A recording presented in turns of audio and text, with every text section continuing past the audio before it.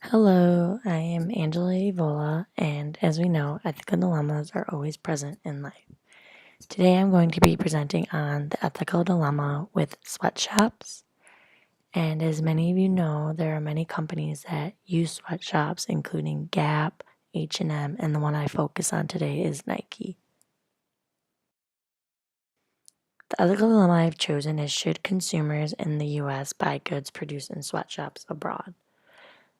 The group that I have focused on is Nike, and their agents are the government, the stakeholders are the US companies, and the workers.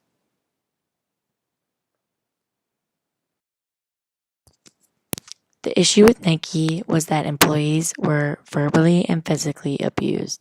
Their pay wages were very low, and there was also child labor present. When they demanded for their rights, they were ignored. Nike would close a location and open in a new location to ignore them.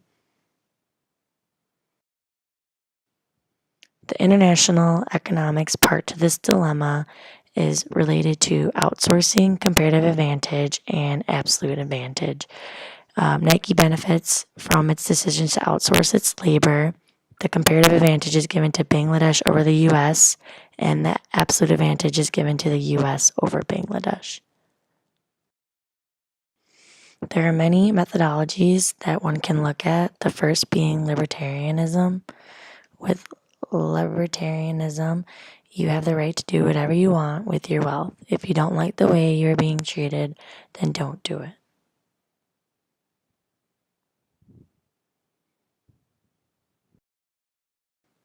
With utilitarianism, they look to maximize utility. Therefore, if you don't have sweatshops, that creates no jobs, and that means there is no one working for these companies.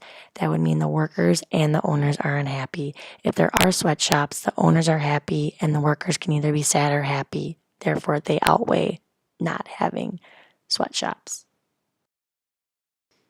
The Kantian methodology is doing the right thing with the right intention. Happiness, emotions, feelings don't matter. Nike didn't choose to have sweatshops out of guilt. They chose to have sweatshops because they thought it was the right thing to do. My personal approach, I like the libertarianism approach. Basically, if you need the money, you do what you can. If you don't like the way you're being treated, then don't work. I like this because the workers have the choice to work or not. They decide what they want to do and what they think is right. Was the issue resolved? Yes. Nike implemented new regulations.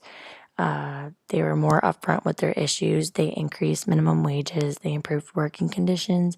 And now there are more public reports that are documented on the factory more frequently. In conclusion, should consumers in the US buy goods produced in sweatshops abroad? Ethically, no, because the workers are treated poorly and it's unfair. But in reality, yes, because I think it's hard to find stores that don't use sweatshops, and it's hard to stop buying from somewhere that you are already accustomed to. Regardless, I think I would continue to buy from Nike if I knew that they had used sweatshops or not.